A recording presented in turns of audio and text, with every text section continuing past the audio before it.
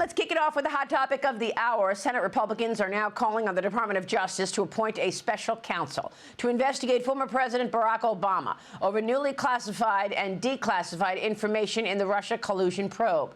Attorney General Pam Bondi is taking the lead, of course, and forming a strike force to investigate declassified Obama-era evidence after Director of National Intelligence Tulsi Gabbard said Obama should be criminally investigated.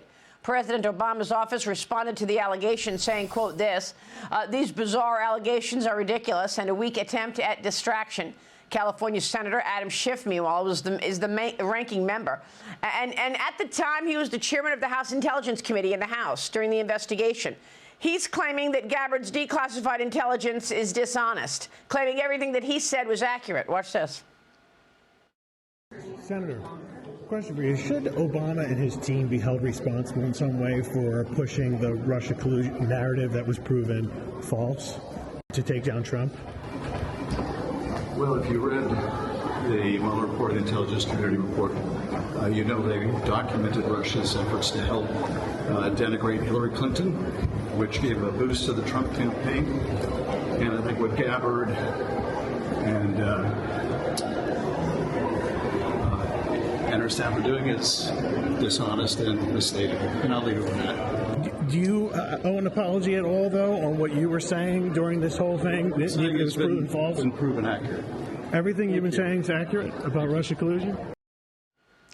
Of course it's not accurate. He was all over the media saying that there was collusion in plain sight. The White House says now that Adam Schiff was one of the chief propagandists behind the Russia collusion hoax. He's now trying to desperately cover his tracks as this entire lie is being exposed to the world. Of course, we've all lived this. I've been reporting it for years. Here's a flashback. And Adam Schiff has still not been held to account for all of the lies that have come out of him and his office. I mean, let's not forget, for 2.5, 3 years, we heard Adam Schiff tell us that there was collusion between Donald Trump and the Russians in plain sight. Collusion in plain sight. That's why. Where is the collusion, Adam Schiff? Why do you continue to lie over and over again?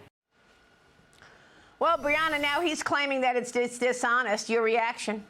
There needs to be accountability from the top down. What this classified report tells us is that Obama and Brennan created this entire narrative on a 6-word quote that came from an unreliable source that lacked credibility. We know that Obama was involved in the creation of the ICA, that the ICA was, received unusual directives from the president, from other political appointees, and we know that the intelligence community ignored warnings from career officials about all the red flags in the dossier. So what that all tells us is this was a weaponized justice system designed to take down a duly elected president. And as Adam Schiff reminded us, for 4 years, no one is above the law. So maybe he, Obama, and Brennan can be held to the law for the first time.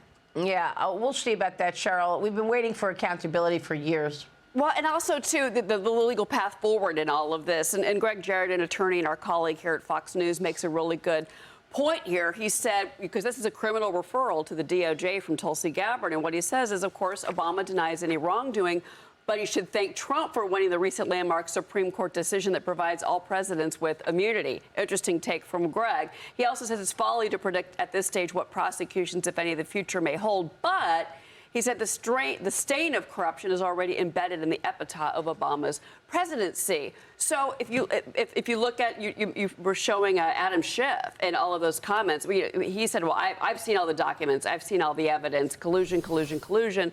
Well, if you saw the documents then, can't Adam Schiff still see the documents now? He's a senator, Maria. I just think that the underlying story of who pushed and who knew what and who didn't is going to come out from this DOJ investigation. It's going to be interesting to see where this goes. Yeah, I mean, it's really not that difficult. I mean, you know, the Democrats try to make this as difficult as possible to follow, but it's not difficult at all.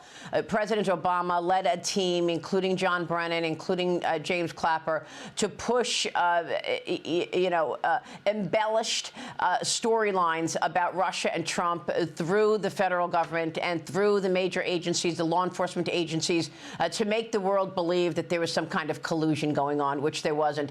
Adam Schiff extended the lie lie by telling people that it was in plain sight. John, when you've got the chairman of the Intelligence Committee saying that something is in plain sight, just his title alone makes people believe that he must know something that we don't because he's got access to information that we don't, because he's the chairman of the Intelligence Committee. But that is precisely why he should have known better.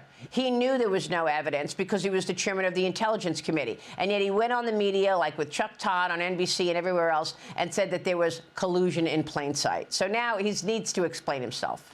You're exactly right, Maria. Now we better understand why Americans don't trust government, why there are so many Americans that are quick to adopt these various conspiracy theories. My goodness, this is a prime example of the U.S. government lying to the American people, and that's horrible because anytime you diminish trust in the U.S. government, you are going to get into trouble over time.